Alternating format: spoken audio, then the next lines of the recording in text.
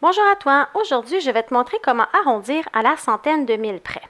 Alors, tu vas voir, je vais te montrer comment faire, quelle étape tu dois suivre pour bien l'arrondir. Alors, je vais commencer avec cet exemple-ci. Tu vas voir ensuite, j'en ai un deuxième. Ce qui va être important de te rappeler, c'est que tu dois aller trouver la position des centaines de mille, aller voir le chiffre à droite, donc les dizaines de mille. Et si ce chiffre est 0, 1, 2, 3, 4, ta centaine de mille ne changera pas. Mais si la dizaine de mille est le chiffre 5, 6, 7, 8, 9, je vais ajouter plus 1 à ma centaine de mille pour l'arrondir. Donc, justement, je vais commencer avec mon premier exemple.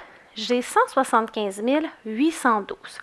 En réalité, je veux l'arrondir à la centaine de mille près. Donc, je veux savoir, est-ce qu'il est plus proche de 100 000 ou il est plus proche de 200 000? Alors, ce que je vais faire, je vais aller voir le chiffre à la position des centaines de mille. Je m'en vais voir à droite les dizaines de mille. Et c'est là que je vais utiliser ma stratégie. Alors, j'ai 7 à la position des dizaines de mille. Donc, 5, 6, 7, 8, 9, 7 ici. Donc, je vais ajouter plus 1 à ma centaine de mille. Donc, 1 plus 1, ça me donne 2. Donc, je vais l'arrondir à 200 000. Ça veut dire que 175 812 est plus près de 200 000. Donc, c'est pour ça que je peux l'arrondir à ce nombre-là.